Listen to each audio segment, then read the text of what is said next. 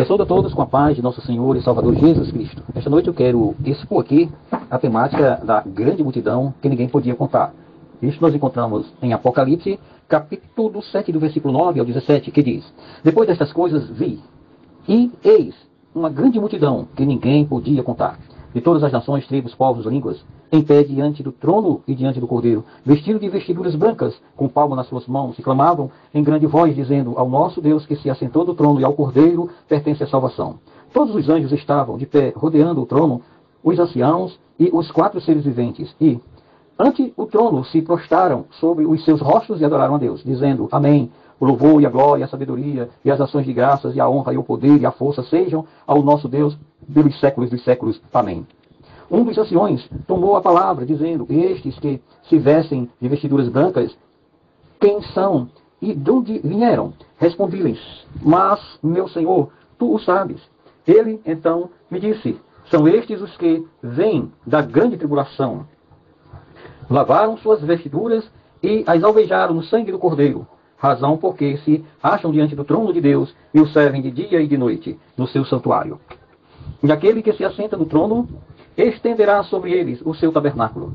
Jamais terão fome, nunca mais terão sede, não cairá sobre eles o sol, nem o ardor algum, pois o Cordeiro que se encontra no meio do trono os apacentará e os guiará para as fontes das águas da vida. E Deus lhe enxugará dos olhos toda a lágrima.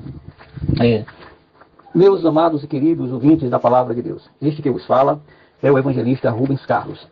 Quero aqui, nesse momento, dar ênfase a esta grande multidão, né?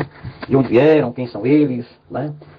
Como o ancião de Dias disse, esses são os que vêm, né, da grande tribulação. Interessante que nessa versão aqui diz e afirma no presente, esses são os que vêm. Não diz que estes são os que vieram, né?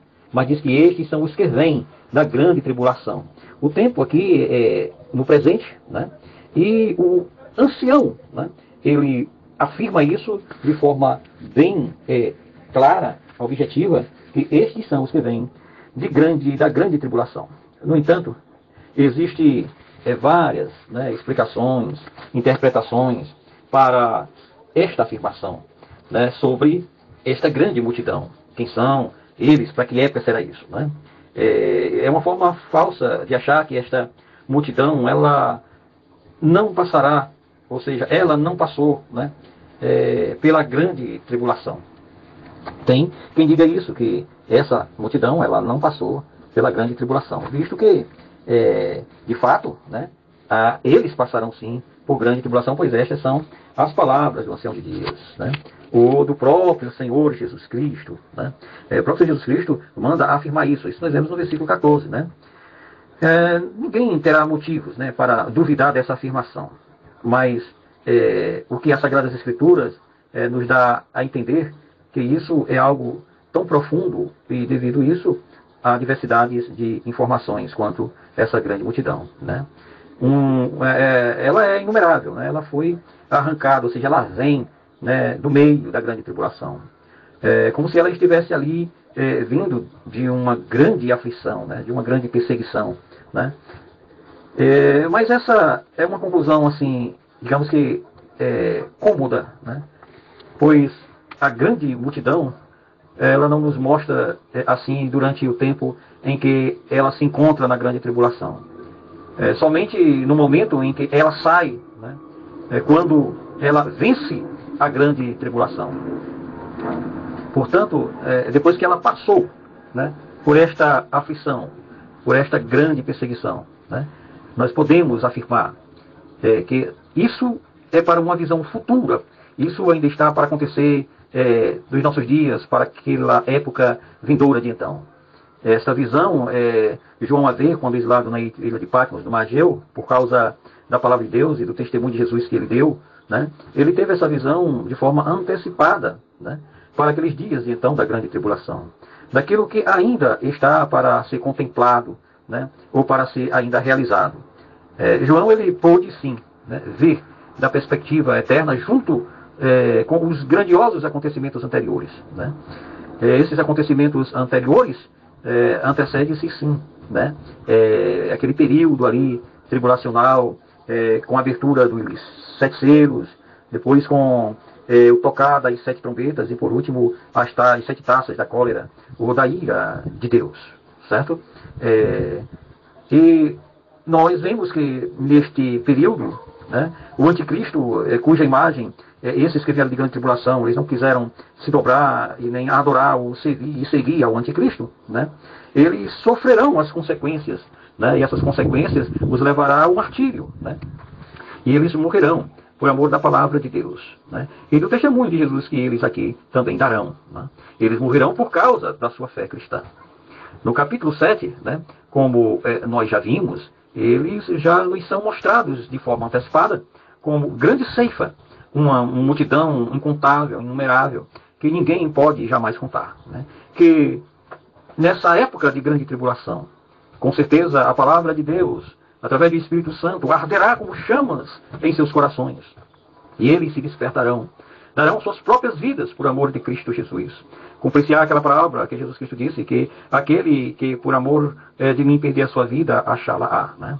Pois depois que acontecer o arrebatamento da igreja, estas coisas estarão em pleno vigor dos acontecimentos escatológicos, proféticos, onde o período do anticristo estará de forma presente aqui na face da terra. Nós devemos questionar e entender, né, que não, antes que a igreja seja arrebatada, essas coisas acontecerão. Pois isso acontecerá para depois do arrebatamento da igreja. A voz de Jesus ainda soa fortemente, ainda fala fortemente, para aqueles que pensam em desistir na caminhada, para aqueles que pensam em abrir mão da salvação. Jesus Cristo diz: esforça-te, tem de bom ânimo. No mundo 3 aflições, eu venci o mundo. Jesus Cristo também diz que aquele que perseverar até o fim, dar-te-ei a coroa da vida. Aquele que negar a sua própria vida por amor de mim, acha-la. Nós estamos vivendo dias difíceis, dias desgastantes, dias em que nós podemos ver a igreja do século atual, do presente tempo, atolada no pecado, comprometida com as coisas do mundo, com a soberba da vida, com a concupiscência da carne, né, a soberba da vida, a concupiscência dos olhos.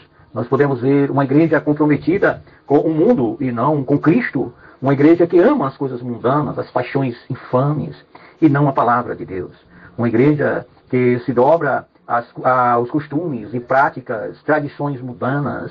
Uma igreja que está voltada para o pecado de adultério, de feitiçaria e de idolatria contra Deus. Uma igreja que, no presente momento em que nós estamos vivendo a Copa Mundial de Futebol, que dá-se de novembro a dezembro de 2022. Uma igreja que muitos cristãos, supostamente cristãos só de nome, como eram os cristãos da igreja de Sardes ou Saride, né? Uma igreja que tinha nome de que vives, mas estás morto, como disse Jesus.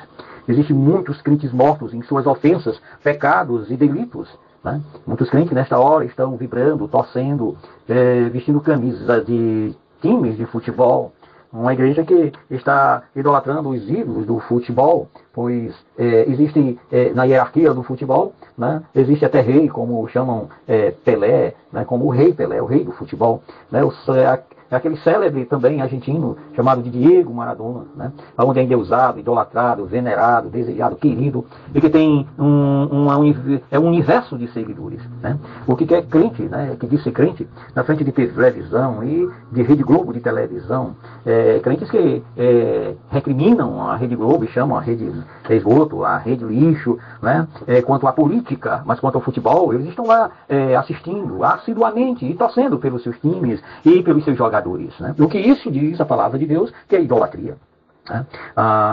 1 João, capítulo 1, versículo 15, ele diz: filhinhos, não ameis o mundo, nem as coisas que no mundo há, pois se alguém é um mundo, o amor de Deus não está nele. Né? Pessoas que vivem uma crença aparente, um cristianismo aparente, não é? Comparada com aquela igreja lá de Apocalipse, capítulo 3, do versículo 1 ao 6, versículo 14 ao 22, a igreja de Laodiceia, né? O povo se ostentava e em sua presunção eles diziam que de nada tinham falta, que não precisavam de coisa alguma. No versículo 20, Jesus Cristo diz: eis que estou à porta e bate, se alguém abrir a porta, eu entrarei, sentarei com ele, serei com ele e ele comigo.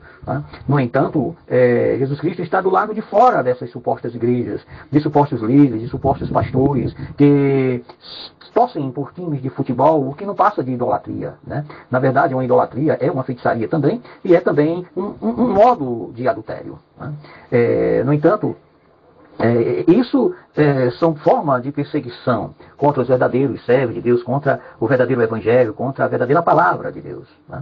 Isso dá-se-á de forma absurda dentro dessas igrejas que estão aí de forma horrenda, torcendo, vibrando por times de futebol.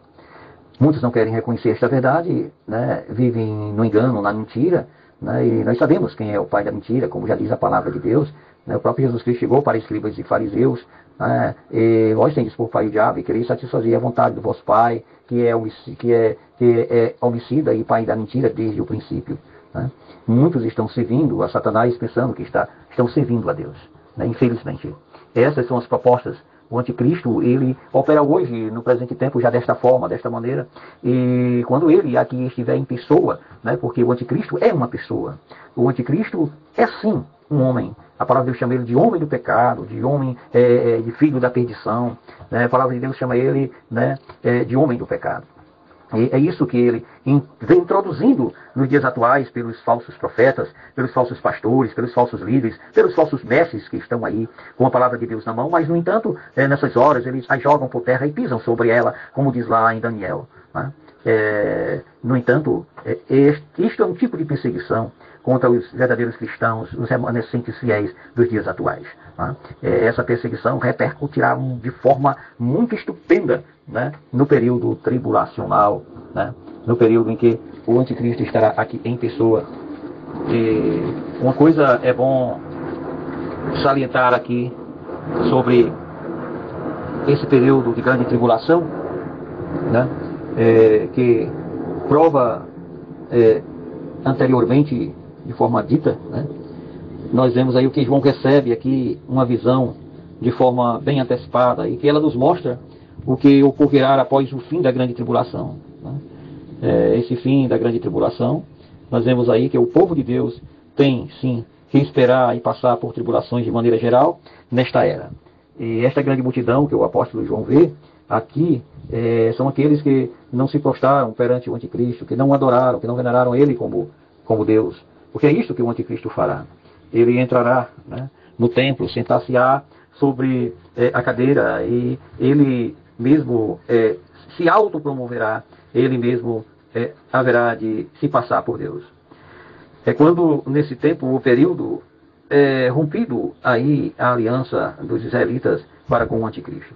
Os primeiros 7 anos do período tribulacional, os primeiros 3 anos e 6 meses, né, eles serão de forma bem oculta, com a maneira que Satanás, que o anticristo haverá de enganar todos os povos, tribos, línguas e nações da terra. Ele terá o domínio, né, sobre o poder religioso e também sobre o poder estatal, o poder político.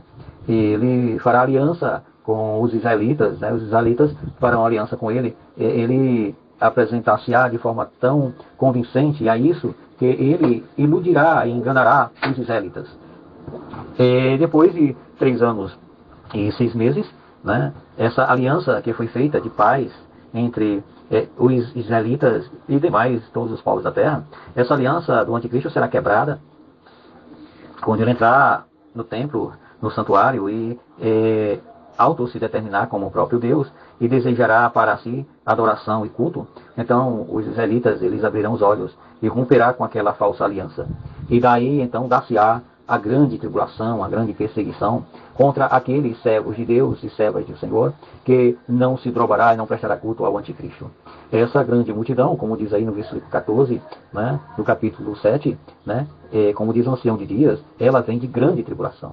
Então essa grande multidão, ela sim é aqueles que haverão de morrerem no período tribulacional, né, com as asneiras, né, e perseguições do anticristo contra aqueles servos e servas de Deus. Mas o período tribulacional, qual o motivo, o porquê pelo qual, né, eles haverão de passar por isso? Bem, porque já está profetizado na própria palavra, que para esses tem que ser assim. Né? E porque os 144 mil, 12 mil de cada tribo dos filhos de Israel, eles serão livres desta grande tribulação, eles estarão protegidos e guardados por Deus, lá no capítulo 12 e capítulo 13 de Apocalipse. Né? Eles estarão livres e guardados por Deus, porque Deus determinou isso, porque Deus assim o quis fazer. Né? E, no entanto, a igreja de Cristo Jesus, que vivemos, né, e dizemos e afirmamos que para nós é o período da graça. Por quê? Período da graça. Primeiramente porque a graça que nos salva, né, é Cristo Jesus, nosso Senhor. E esse Cristo Jesus e esta graça que nos salva hoje também estará atuante nos dias do período tribulacional. Estará salvando aqueles que, por amor de Cristo Jesus, haverão de padecer, haverão de serem martirizados. Né? E esta grande multidão, eles vêm daí desse período de grande tribulação. Período esse em que a igreja de Cristo Jesus, né, dessa dispensação atual, ela não passará pelo período da grande tribulação. Então, podemos afirmar, assim, juntamente com o ancião, né, de dias, ali do capítulo 7 de Apocalipse, versículo 14. Né, estes são os que vêm da grande tribulação. E esta é a grande multidão que ninguém poderia contar. Né? Este que vos fala é o evangelista Rubens Carlos. Somos gratos a Deus pela vossa atenção e nos tenhamos aí e nos contemos aí, né, nesta explanação de Apocalipse capítulo 7, do versículo 9 ao versículo 17. A graça e a paz do Senhor Jesus Cristo esteja sobre todos nós. Amém.